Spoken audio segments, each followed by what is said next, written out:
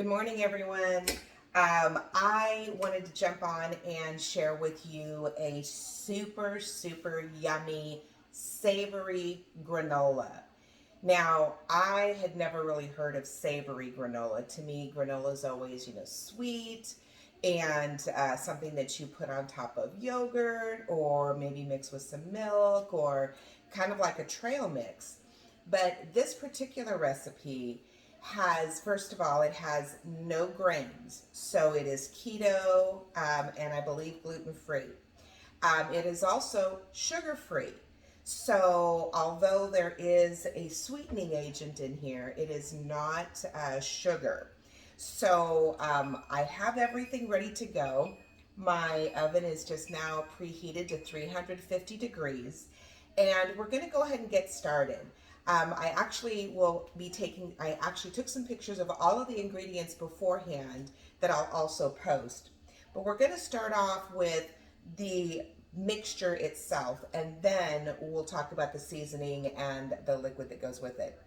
So I love walnuts. Sorry, sis, I know you don't.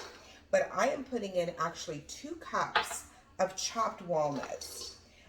Walnuts give a great crunch. They're full of omegas, lots of great nutrients for you. So I've got 1 cup of chopped nuts. Then I'm adding a cup of slivered almonds. Now this is going to be a pretty good sized recipe, so I just want you to know that. I'll be using 2 baking sheets, and my thought was that this would be really great as a salad topper. Also, if you're wanting just that savory snack, you could use it there. But my inspiration for this recipe came from something that I saw on the Food Network, and actually it was from Katie Lee. And what she did was she made a savory granola, different from the one that I'm making, and but she used it with served it on top of warm brie with some sliced apples. So make a great appetizer as well. So there's lots of things that you can use this for. So far I've put in 2 cups of chopped walnuts and 1 cup of sliced almonds. Now, instead of using rolled oats, I am substituting unsweetened coconut. And and the thing with this is that I made sure that the coconut was chopped up in small enough strips so that you didn't get an overwhelming taste of coconut. And although I have my spoon here, I'm just using my hands to kind of mix this. Now, the next thing that I'm adding is I'm adding a 1/2 cup of flax seed. They remind me of, it's kind of like the size of sesame seeds, but they also have a lot of great nutritional value. And so I'm putting the flax seed in. That was a 1/2 cup flax seed. And I'm adding in 1 cup of pepitas. Now, these are, if you don't know what a pepita is, they're pumpkin seeds, and they are so delicious. One of the things that we used to do every now and then at Halloween was when we would scoop out all the innards of your pumpkin, we would actually clean off all of the seeds, and we would roast them. So this is the inside part of the seed, because I know some people will eat the husks as well, but this is just the inside part. Now, the last thing that I'm adding, I did not have it on my original photo of the ingredients, but I found that I had some pine nuts left over in my freezer, and I didn't want them to, they'd been in the freezer for a little bit, so I just put a 1/3 cup of pine nuts in here as well. So this is a protein-packed granola for sure, and again, grain-free. So the next thing that we add is our dry seasonings. Now I've got about 1/2 teaspoon or 1/2 tablespoon, excuse me. I've got 2 teaspoons of kosher salt. No, 1 teaspoon, I'm sorry, 1 teaspoon of kosher salt, 1 teaspoon of cayenne pepper, 2 teaspoons of smoked paprika, and 2 tablespoons of freshly minced rosemary. So if you can see all of that, I'm going to put that in, but I wanted to show you something, one of the items that I absolutely love in my kitchen.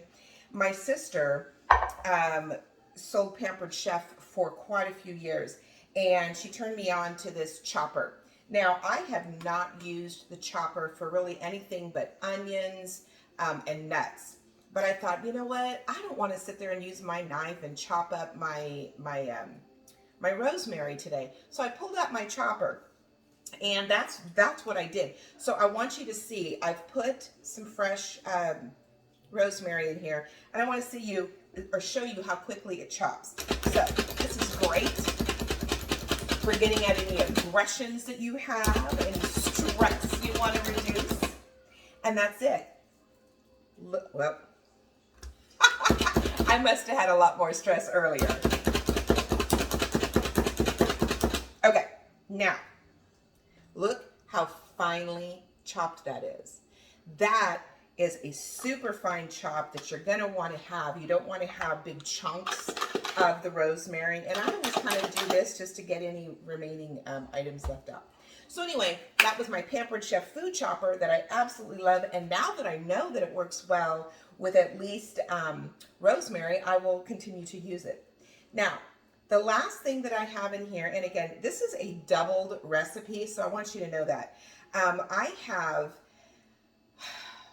a half cup of olive oil, extra virgin olive oil, and 8 tablespoons of sugar-free maple syrup. So with the kosher salt, the heat, and the maple syrup, you're really going to get a nice sweet heat that goes on with the savoriness of the rosemary. So I am going to pour this in. Now I'm not pouring all of it because I want to make sure that I don't drown everything, but I want it to be evenly coated. So, because my original recipe was not a doubled recipe, and I just want to be sure. Now, as you can see, this looks pretty wet already. I don't know if you can see that. It's shiny and glossy. And so honestly, I don't think I'm going to use the rest of it. So I would say for this amount of granola, you could go back to the original amount, which was a 1/4 cup of olive oil and 4 tablespoons of the maple syrup. And again, I'm using the sugar-free maple syrup. Lancato, I think is the brand. So the next thing I'm going to do is I'm going to take this and I'm going to put it on my parchment-lined baking sheets. And I'm going to pour about half on one and half on the other because I really want it to get nice and crispy. I don't want it to be soggy. And if you put too much on one pan, it's not going to crisp up evenly. So get it all kind of spread out here. And there's one. Now let me get my other.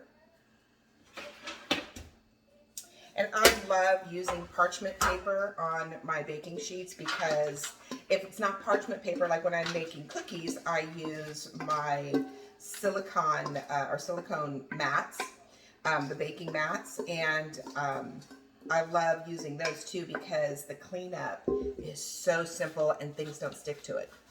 So again, parchment paper is your friend, and this particular brand that I have has the little hash marks on it, so you can actually cut it to fit your pan, your baking pans.